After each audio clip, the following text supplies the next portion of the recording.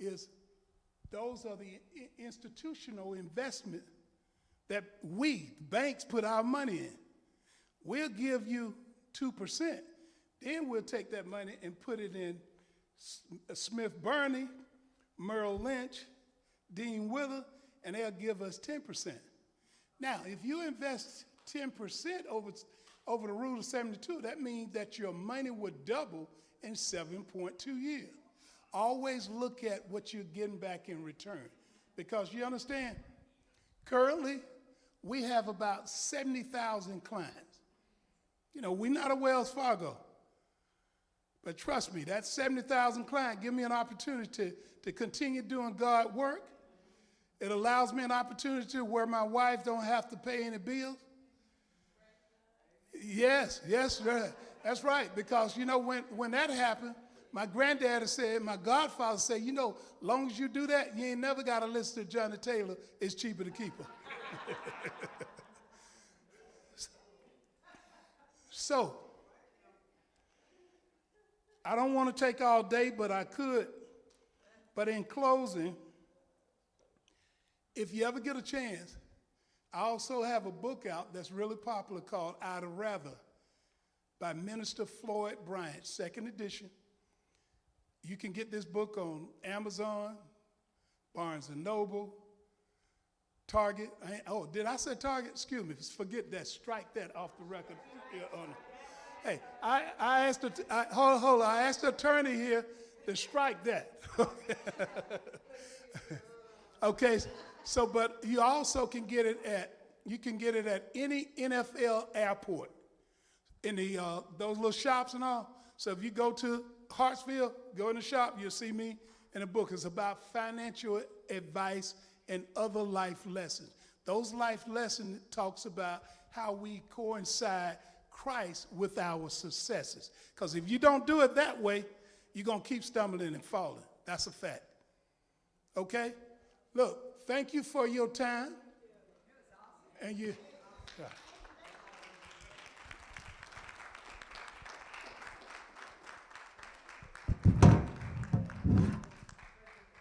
Thank you, sir.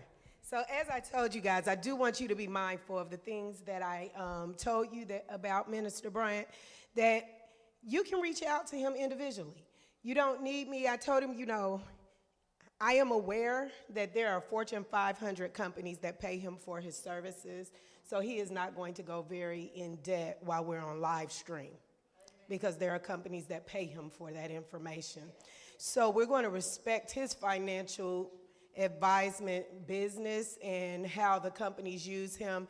His most recent endeavor that I'm excited about, and you heard him mention the NFL shops. I want you to be aware his new book and his new collaboration is with the NFL to teach these new athletes how to manage their money. To teach them that, you know, an injury and things like that don't have to be the end if you invest with the initial investment that was put into you. So we do thank him for his time, and as he stated, he has a card, and I have been under the benefit of, I met him when Black Girls in White Coats, I know everyone says me, but I give God all the glory for Black Girls in White Coats when we won the award for Trailblazer from the coalition, the National Coalition of 100 Black Women in the Metro Atlanta chapter. They blessed us and recognized our work in the community, and I know everyone thought it was about me, but I couldn't have done it without you. Now, I am going to do a call to challenge for financial to piggyback off of Minister Bryant. A lot of you may not follow me, but I do a lot in the local colleges and high schools and middle schools. Some of them I publish, some of them I do not, for the fact that you can't photograph all students. So when you do see me with students, you automatically know they're 18 years old, because I cannot take photographs with my middle school kids or the kids that are younger because parental consent is needed. But I need more of you to step up. I need you to accompany, because right now I'm trying to juggle the request. I have the blessing that my best friend does a lot with me.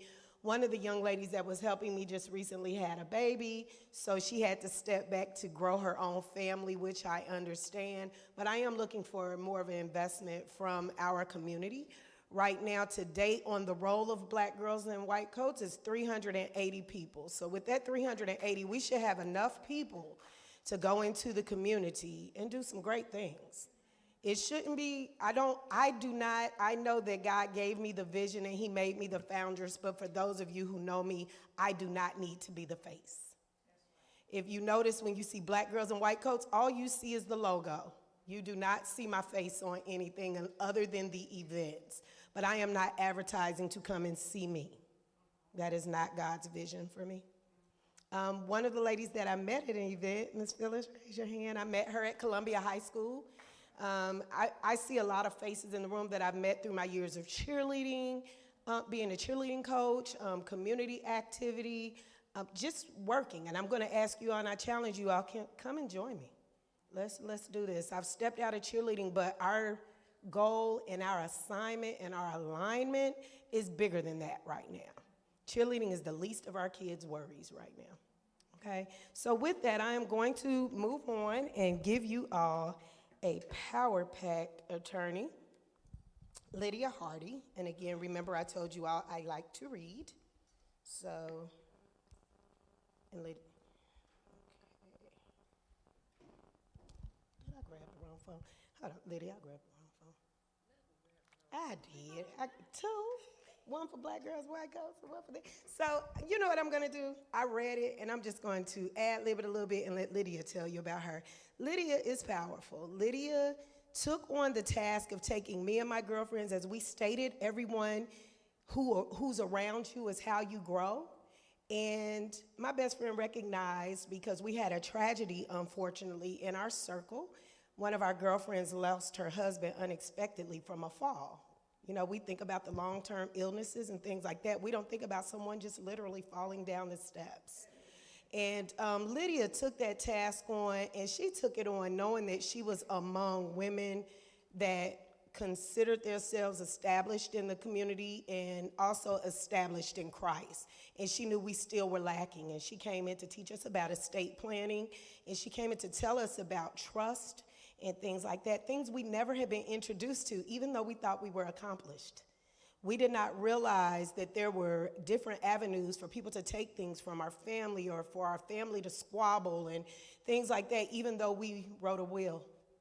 So Lydia's background, I would let her touch on that if she would like to, but all I'm going to say is founded in power. She stood before us, the confidence, the knowledge. I was just totally impressed. I have been waiting on the opportunity to call on her to bless the community. She graciously accepted, knowing, and I know that she had other things that would probably be paying her to do it. And I thank her for coming for free to take care of you guys and to look out for you. And I know her services probably will be greatly used by all of us, because she can take our things, protect them, get them away from us, and also make sure that we are secure in our futures too, as far as putting things in trust and things. That is not my area of specialty, so without ado, I'll give you Attorney Lydia Hardy. Thank you. Good afternoon, everyone. As she mentioned, my name is Lydia Hardy. I am an Atlanta native. I practice in estate planning. I've done some plaintiffs litigation, and I'm currently at an insurance defense firm while I build out my own estate planning practice. I went back to school for a second career. I graduated in economics, and then I took a career in hospitality. And then I felt like there was something, more that I had to offer for my communities and things that I wanted to do for my own life. So taking others on vacation was not exactly where I needed to be. So I went back, and so here I am today. My philosophy as it relates to estate planning is to be deeply informative and very practical.